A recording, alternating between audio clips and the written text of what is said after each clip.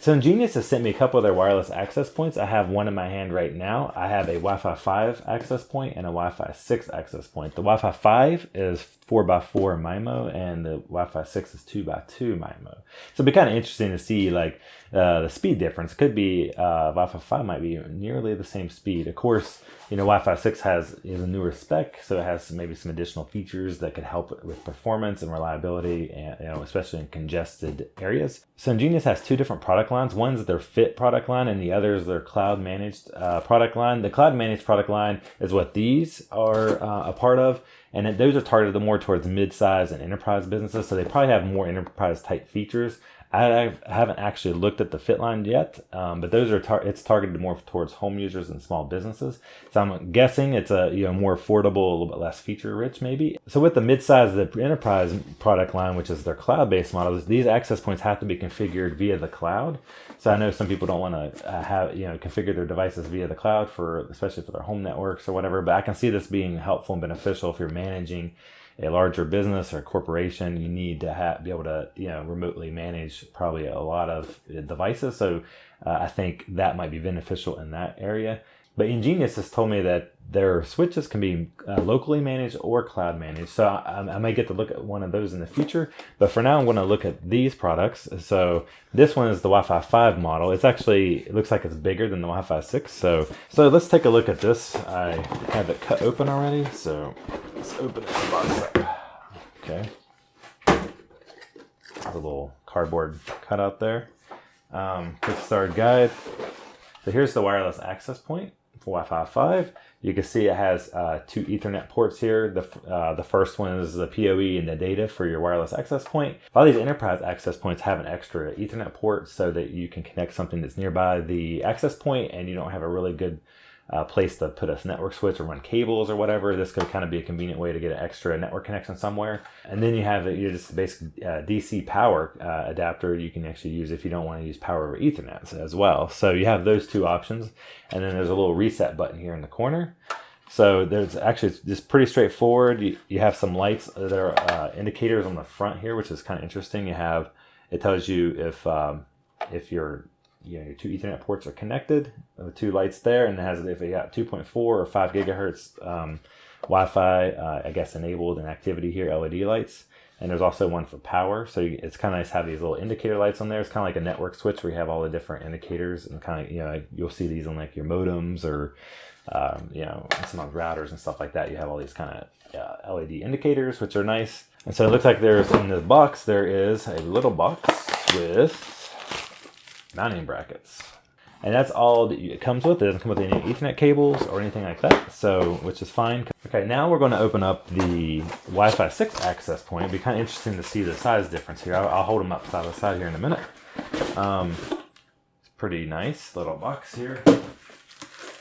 This one's actually in plastic. The other one wasn't in plastic inside the box, so I have to pull this out real quick. All right, and this access point is definitely a lot smaller than the other one. It still has some of the same indicators and lights and stuff on here.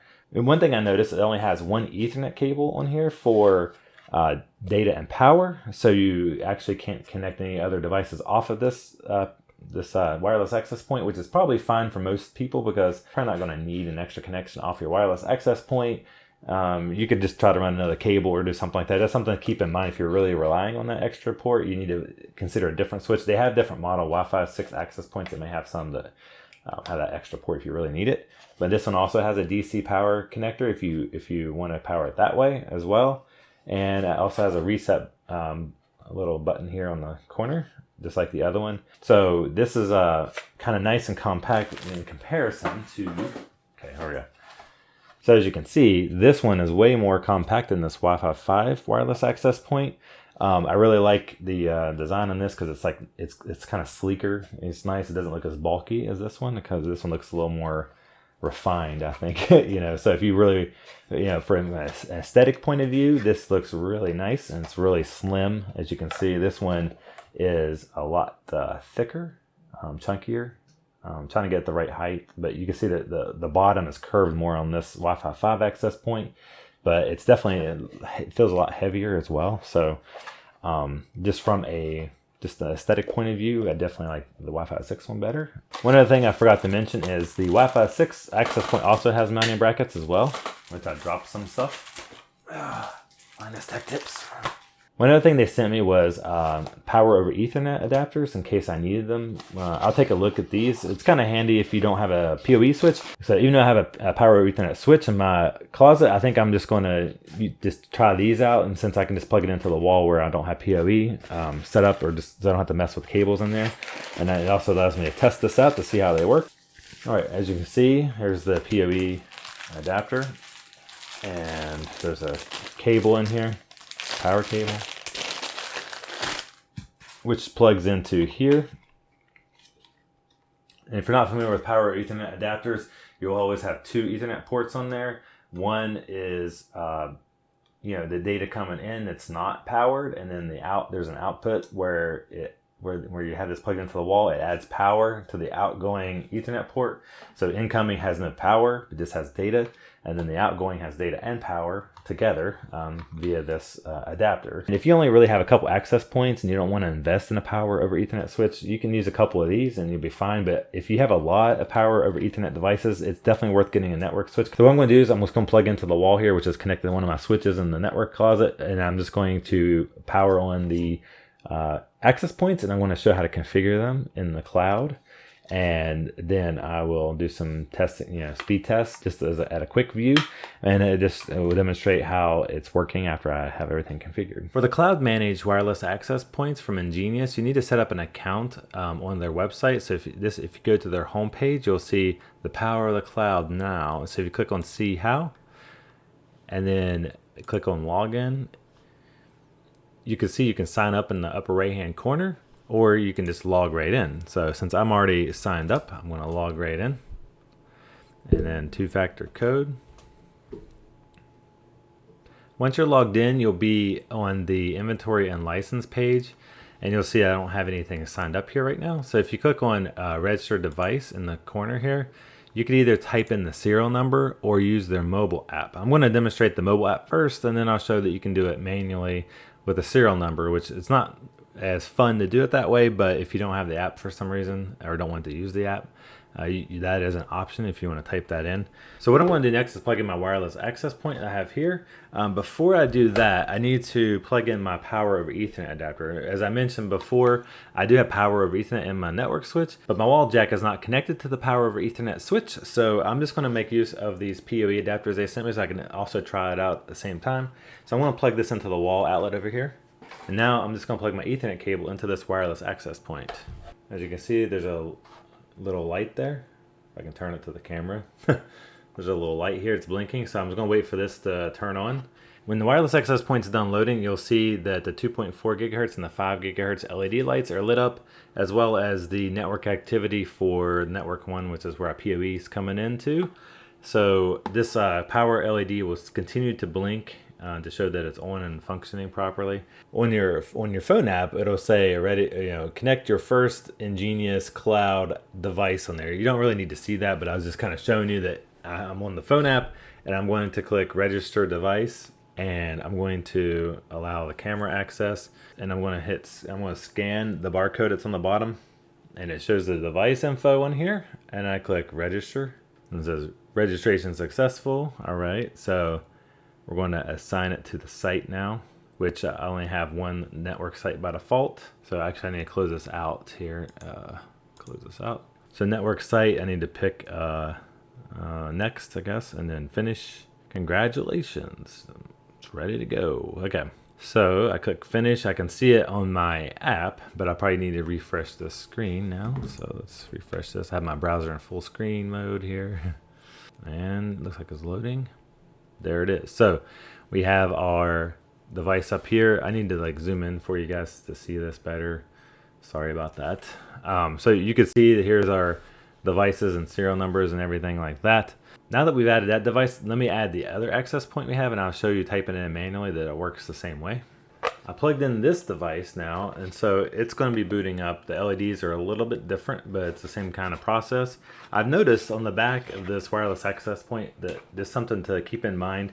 This Ethernet cable has like a boot on it that's actually just a pre-made cable, It's actually kind of difficult because there's not much space here underneath here. It's actually kind of difficult to get this Ethernet cable in there a little bit. So it's better if you are using an Ethernet cable that doesn't have any boot on the end. But that's one thing to keep in mind, that this would be easier to connect to a Ethernet cable without a boot on it. That's something I just kind of noticed as I was plugging that in, something different because it's a little more compact this size, and this little cutout here doesn't really allow a lot of room to plug that cable in, because it's really kind of meant just to plug it in directly from the ceiling or straight into the back of this. So once this boots up, I'm going to type in the device. So I guess I'll do that while I'm waiting here. So as you can see on this wireless access point, all the lights are on now. I'm blinking.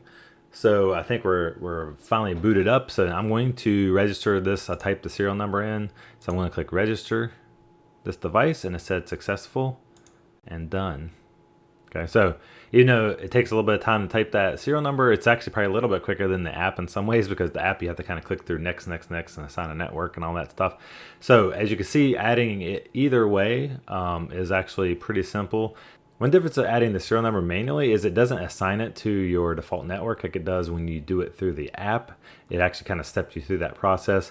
So as you can see here, this is blank for the network. So all we need to do is click that checkbox for that AP and click assign to network, and we'll just click on our only default network, which is just called network, and we'll click apply. All right, so now we have that assigned to our network. Now that we have these set up, I unplugged one of these, so it's going to show us offline here. So I just have one Ethernet cable right here at my desk.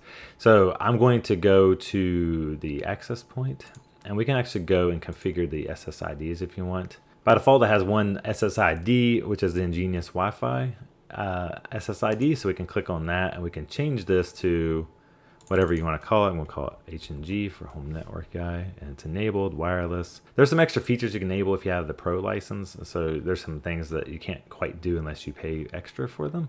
But so you can, the radio, you can see what frequencies you want to use, and if it's a security type is open or WPA 2, 3, whatever. So we could do WPA 2.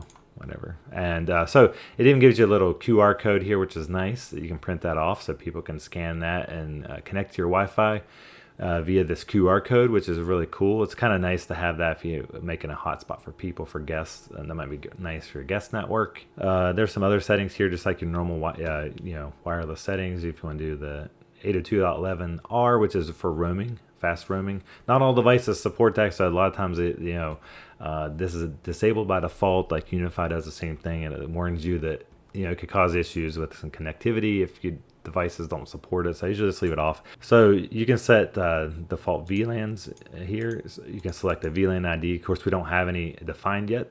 Yeah, you could do bridge mode, so it's part of the network, and versus NAT mode, which is kind of interesting. I'm not sure when you'd want to use NAT mode. I'm sure there's some use cases for that, but most time you just want bridge mode, so it's just seamless part of your network. The AP is transparent. That way you can mix your wireless and wireless devices without issues. So we can go down here and see if there's any other settings that's worth mentioning. So layer 2 isolation would be handy for guest networks where you don't want devices to communicate with each other, to try to add a little extra protection. A lot of access points offer this option to isolate the clients on the network. So that's nice. Multicast DNS, if you want to do that forwarding between networks, that would be a useful option. And band steering is really nice, because if you want it to kind of prefer to use like 5 gigahertz instead of 2.4, that option, you probably want to enable that. I usually try to encourage my devices to use 5 gigahertz instead of 2.4 because better performance and less congestion on that frequency. And then there's a cutoff for when you want that to occur. So this is the minimum amount, and it'll try to force it over to the different bands. It'll connect to 2.4 gigahertz instead of 5 if it's got a stronger signal, because 2.4 gigahertz can of course go farther even though it's not as fast. And there's some other settings up here, like you got some bandwidth limiting, which is nice per client and per SSID. So that will be handy if you have a lot of clients on your network and you don't want someone taking up a lot of your bandwidth. So a little bit of basic, this is kind of some basic bandwidth control here. Captive portal for guest access, which is nice. You can make use of any of these. And it looks like EnGenius has their own authentication you can make use of with the cloud, I guess. Some of these settings, I'm not going to go into all of the details because, you know, like LDAP and Active Directory, some of these things are, you know, these are pro enterprise features and that you're most likely aren't going to use in the home network unless you like tinkering around with those sorts of things. So let's see, redirect URL. So this, you can direct users to whichever URL when you log in, after you log in. So it's kind of nice if you're doing this in a, Airbnb or something. So that'd be kind of nice if you're doing like a rental property or something like that. You want to have guest Wi-Fi. It's pretty helpful. Splash page. So there's a splash page there you can use for, I guess, when you log in. And there's some schedules. You can do scheduling for your wireless access point. Most wireless access point software gives you the ability to do scheduling so that you can turn it on and off, which is this would be very convenient for businesses. If you don't want people using your Wi-Fi overnight, you don't need to have it on in all hours of the night. It could save a little bit maybe a small amount of power as well, in addition to keeping people off your network when you're not on off hours, so you don't have to worry about monitoring your Wi-Fi connections. That's pretty handy. Access control, you got some policies here to allow only certain MAC addresses on your wireless network, so you can do some block lists and some VIP lists. So as you see, those are the main controls for SSID, and let's look at the radio options here. Ooh, so this is kind of like a little map in the background. So this gives you some different channel widths that you want to use for your radios. It's interesting, so they actually have a separate for indoor and outdoor, which is interesting. I guess for their outdoor access points, you can have them separate from your indoor ones. So that's kind of interesting that they separated that out. With EnGenius, you can pick the actual power level, a specific number, instead of this high, medium, low, which is very interesting. You could tune that probably a little more precisely than you can with other Wi-Fi access points. And so you can do the minimum bit rates, because with wireless access points, if you have a couple slower clients, I've read about where that actually can reduce performance of your access point for your faster devices, because the access point has to be compatible with all these different speeds. I'm not sure how much of a difference this makes, but if you have a couple legacy clients, maybe that could be beneficial. Client limits is 128. So it seems like this access point has a limit of 128 possibly, because it says some of these access points can have up to 512 clients. So 128 sounds like a lot of clients, but I know some people I've seen have a lot of Wi-Fi devices for their like smart home, like 80 devices, because you could really fill this up pretty quick at your maximum capacity. So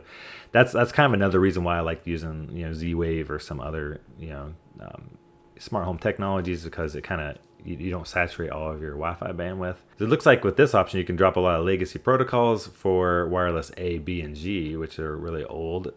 So if you drop some of those off your network, maybe the performance will be better. Nowadays, you probably don't have a lot of devices that only operate on that protocol. So you might be able to get away with enabling those options. So this option here, you got client balancing. It sounds like this option is helpful if you have multiple wireless access points, and it helps kind of put clients near to the nearest access point to kind of balance the load out a little bit, so you're not saturating one of the access points more than the others. So that's kind of a good option for like businesses, I'm sure. So then you got the mesh option here. So if you want to mesh your APs, I'm not sure if all the APs have meshing capabilities. I haven't looked into that, or if only certain models. But meshing is helpful if for some reason you can't get a wired cable in certain areas. So that's when you'd want to use meshing. Yeah, so that pretty much covers a lot of the options for the wireless access points. I didn't go into all of them in detail. I just kind of wanted to walk through a little bit of these options so you can see how the process is to set up these APs in the cloud. And here's what some of the options are. They're kind of standard wireless access point options. So this kind of gives you an idea what EnGenius products look like before you decide if you want to purchase them for your home or business. What I'm going to do now is connect some clients up to it and do a couple speed tests just to kind of compare the difference between the Wi-Fi 5 4x4, Wi-Fi 6 2x2. So I'm kind of curious in the performance, even though it kind of depends on your client and how many channels it can support. So now I want to test the performance of the Wi-Fi 6 access point. That it's actually here in the floor, so I don't even have it mounted, but my device is actually in the server closet, and I have a solid core wood door here. And I tested it before and after to make sure it didn't really affect performance, but it didn't seem like it because it's still close enough to the access point. And I just didn't want the noise of the server closet in there, so I just think it's going through a solid core, wooden door, and it's still getting pretty fast performance. I was actually pretty impressed that I'm getting look at this, is my internet connection. It's almost getting relatively close to gigabit, because the max theoretical speed is 930 or 40 megabits per second. So this is my wireless connection. You can see I'm connected here to HNG test. So that's actually pretty great Wi-Fi performance. Before I switch over to testing the Wi-Fi 5 access point, one quick note is because I had that other access point offline because I only had one Ethernet cable, it didn't actually apply the SSID settings to that access point that was offline. So if you don't have all the access points online at the same time, you need to go and re-provision that AP just to make sure that it gets the settings applied to it. And all I did was went back to the SSID and opened it up and hit apply changes, and it seemed to apply it to the access points that were online. So that's one little note there, because it doesn't seem to do it automatically when you first plug it in if it's been offline when you made changes. So you gotta make sure your devices are actually connected when you apply changes, or those changes won't get applied to the other access points. Okay, so let's test out the Wi-Fi 5 performance and see what it's like. Okay, as you can see, it's almost like 200 megabits less than the other access point, because I was getting about 800 and some megabits per second, but I've seen it also dip in the 700 megabits for the Wi-Fi 6, and I'm sure the same will happen here with running this test again.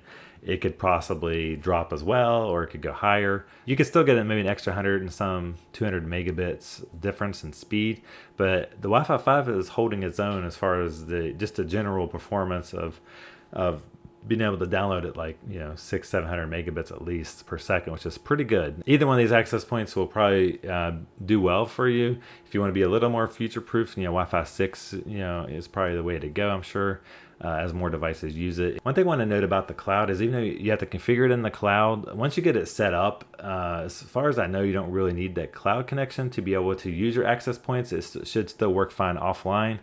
You just won't be able to manage it or monitor anything on the access points. But because I actually disconnected the internet from that one network and tried it out, and I was accessing a machine on my other networks, such as, say, if I click on my Proxmox lab here, you can see it's letting me into there, and I can get into I can see that machine and I can connect to it, and my wireless access point connection is still good.